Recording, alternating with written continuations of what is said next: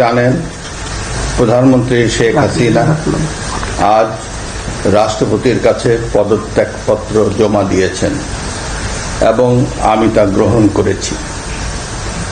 প্রধানমন্ত্রীর পদত্যাগ ও বৈষম্য বিরোধী ছাত্র আন্দোলনে সৃষ্ট পরিস্থিতিতে আজ বঙ্গভবনে 3 বাহিনীর প্রধান এবং বিভিন্ন রাজনৈতিক দলের নেতৃবৃন্দ, সুশীল সমাজের প্রতিনিধি ও বৈষম্য বিরোধী ছাত্র আন্দোলনের কয়েকজন সমন্বয়কদের সাথে আলোচনা হয়।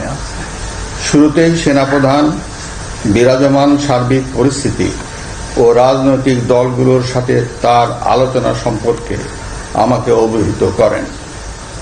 রাজনৈতিক নেতৃবৃন্দ এ সময় তাদের বক্তব্য তুলে ধরেন। সভায় বৈষম্য বিরোধী ছাত্র আন্দোলনের নিহত শহীদদের স্মরণে শোক প্রস্তাব গৃহীত হয়। এছাড়া জরুরি ভিত্তিতে একটি অন্তর্বর্তীকালীন সরকার গঠনের সিদ্ধান্ত নেওয়া হয়। সকল দল ও অংশীজনদের সাথে আলোচনা করে গঠিত অন্তর্বর্তীকালীন সরকার যত দ্রুত সম্ভব নির্বাচনের ব্যবস্থা করবে।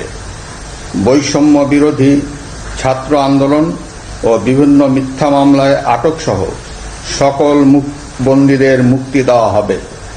বৈষম্য বিরোধী ছাত্র আন্দোলনের নিহতদের পরিবারদের ক্ষতিপূরণ প্রদান ও আহতদের সুচিকিৎসার প্রয়োজনীয় সকল সহায়তা দেওয়া হবে। সর্বসম্মতিক্রমে বিএনপির চেয়ারপারসন বেগম খালেদা জিয়াকে মুক্তি দেওয়ার সিদ্ধান্ত নেওয়া হয়। প্রিয় দেশবাসী, আমি দেশের আইন শৃঙ্খলা পরিস্থিতি স্বাভাবিক করতে এবং লুপ্তরাজ ও ধ্বংসাত্মক কর্মকাণ্ড বন্ধ করতে রাজনৈতিক দলগুলোর প্রতি আহ্বান জানাচ্ছি। জনগণের জানমাল ও রাষ্ট্রীয় সম্পদ রক্ষায় সশস্ত্র বাহিনীকে কঠোর পদক্ষেপ নেওয়ার নির্দেশ প্রদান করছি। সাম্প্রদায়িক সম্প্রীতি ও সংখ্যালঘুদের নিরাপত্তা নিশ্চিত করতে এবং সরকারি সম্পত্তি রক্ষায় সকলকে এগিয়ে আসার আহ্বান জানাচ্ছি। দেশের অর্থনীতি, প্রশাসন ও শিল্প কলকারখানা চালু রাখার লক্ষ্যে সকলকে কার্যকর ভূমিকা রাখার আহ্বান জানাই। ছাত্র নেতৃবৃন্দ ও শিক্ষকদের সাথে আলোচনা সাপেক্ষে অতি শীঘ্রই শিক্ষা প্রতিষ্ঠানগুলি খুলে দেওয়া হবে। এছাড়া যারা হত্যা ও সহিংসতার সাথে জড়িত নিরপেক্ষ তদন্তের মাধ্যমে তাদেরকে আইনের আওতায় আনা হবে।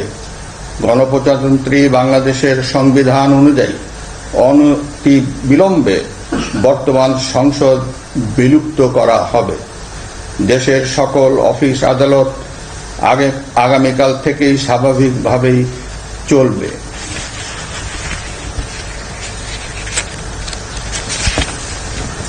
প্রিয় দেশবাসী, আসুন আমরা দেশকে বাঁচাতে একযোগে কাজ করি। পারস্পরিক হিংসা বিদ্বেষ ভুলে ও প্রতিহিংসার ঊর্ধ্বে উঠে দেশকে এগিয়ে নিতে নিজ নিজ অবস্থান থেকে ভূমিকা রাখার জন্য আমি বিনয়ের সাথে আপনাদের প্রতি অনুরোধ করছি। একটি সুন্দর ও সোনালী ভবিষ্যতের প্রত্যাশায় আমরা এগিয়ে যাব ইনশাআল্লাহ। মহান আল্লাহ আমাদের সহায় হন। খোদা হাফেজ। বাংলাদেশ চিরজীবী হোক।